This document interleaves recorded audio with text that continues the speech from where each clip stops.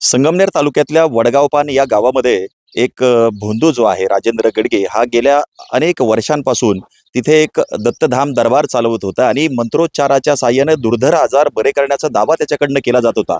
खरं तर राज्यभरातून भाविक त्याच्याकडे यायचे।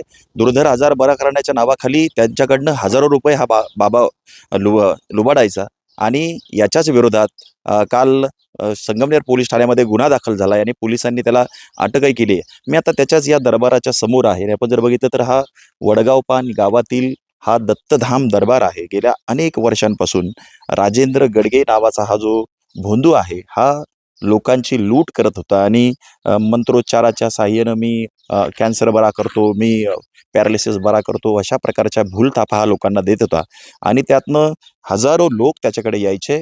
दर गुरुवारी रविवारी वगैरे हा त्याचा दरबार भरायचा आणि आपण जर बघितलं तर या इथे लाखो रुपयाची माया त्याने जमवली आणि आलिशान असं त्याचं घर आणि सगळा हा दरबार इथे उभारला आणि इथे त्याची ही सगळे जे गोरखधंदा आहे तो चालायचा।